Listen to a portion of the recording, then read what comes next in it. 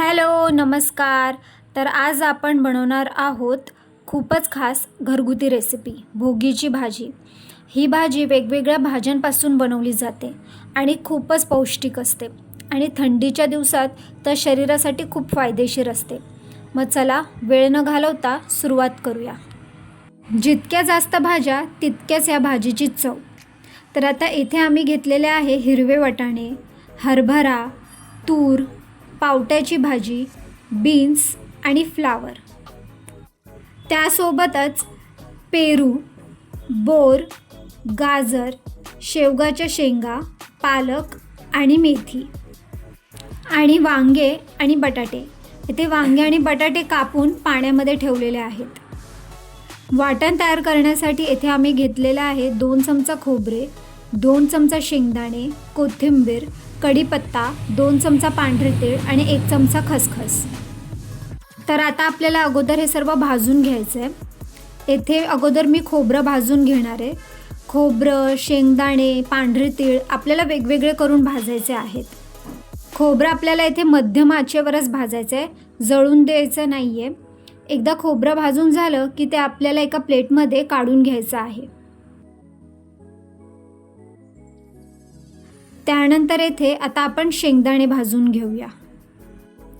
तेल न घालता आपल्याला येथे कच्चे शेंगदाणे घालायचे आहेत आणि ते मध्यम आचेवर सतत हलवत भाजायचे आहेत. शेंगदाणे भाजून झाले की ते आपल्याला प्लेटमध्ये काढून घ्यायचे आहेत. आता त्यानंतर आपल्याला इथे पांढरे तीळ आणि खसखस भाजून घ्यायचे आहे. पांढरे तीळ येथे मी अगोदर घातलेत आणि मग त्यानंतर खसखस घातली आहे, कारण खसखस लगेच गरम होते. तीळ असे उडायला लागले की म्हणजे आपले हे तीळ भाजून झालेत. मग आपण आता ते एका प्लेटमध्ये काढून घेऊया.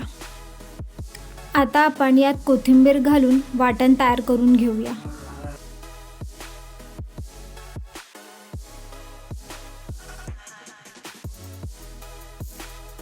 तर आता आपला मसाला तयार आहे आणि तुम्ही बघू शकता की मसाला तयार आहे आणि अजिबात वाटताना मिक्सरमध्ये हा मसाला वाटताना अजिबात पाणी वापरलेलं गेलं नाही आहे. फोडणीसाठी येथे आता आपल्याला थोडंसं तेल घालायचं आहे आणि तेल गरम झालं की त्यात आपल्याला जिरं घालायचं आहे.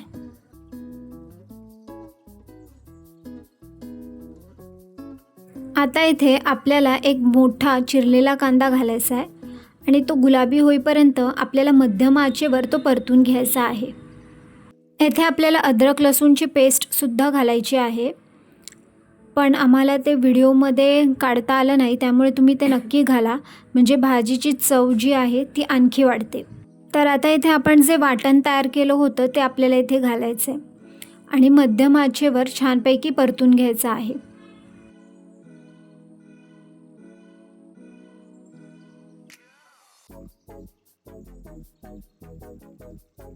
त्यानंतर आपल्याला एक कट केलेला टोमॅटो घालायचा आहे आणि तो मध्यम आचेवर परतून घ्यायचा आहे.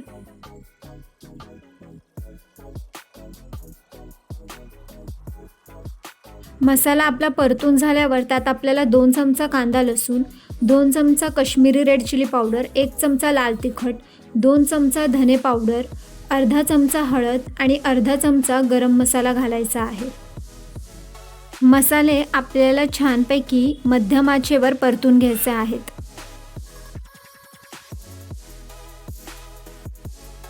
आता आपल्याला भाजीमध्ये गरम पाणी थोडंसं घालायचं आहे. गरम पाणी ही भोगीच्या भाजीची छोटी पण सिक्रेट ट्रिक आहे.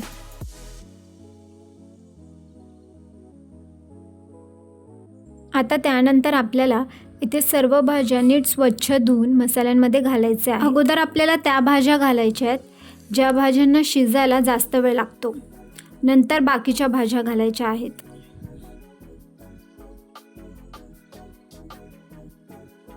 आता येथे वांगी आणि बटाटे मी घातलेत. ते मी अगोदरच तुम्हाला दाखवलेलं की मी ते कापून एका पाण्यामध्ये ठेवलं होतं. तर आता ते आपल्याला इथे घालायचं आहे आणि मिक्स करून घ्यायचं आहे.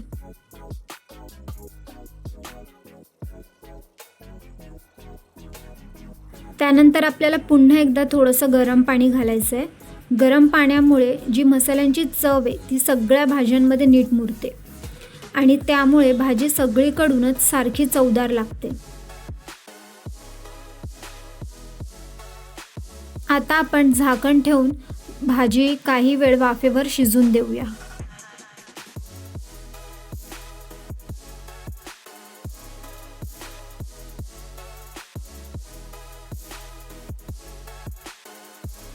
आता इथे आपली ही जी भाजी आहे ती अर्धवटच शिजली. अर्धवट शिजलेली असतानाच आपल्याला बाकीच्या भाज्या यात घालायच्या आहेत आणि मिक्स करून घ्यायच्या आहेत.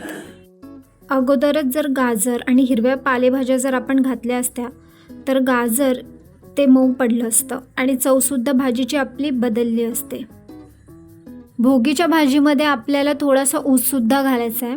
आम्हाला तो मिळाला नाही म्हणून आम्ही नाही घातला, पण तुम्ही नक्की टाका, म्हणजे भोगीच्या भाजीची जी चव आहे ती आणखीन वाढेल. चवीनुसार मीठ घालायचं आहे आणि त्यानंतर पुन्हा एकदा झाकण ठेवून आपल्याला भाजी वाफेवर शिजून द्यायची आहे.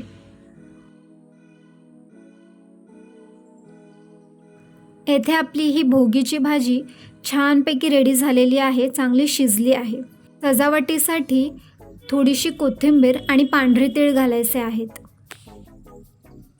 तुम्हाला आमची भोगीची भाजीची रेसिपी कशी वाटली ती कमेंट करून नक्की कळवा. आणि अजून कोणती एखादी रेसिपी पाहायची असेल तर ते सुद्धा नक्की कळवा. आम्ही त्यावर व्हिडिओ बनवण्याचा नक्की प्रयत्न करू.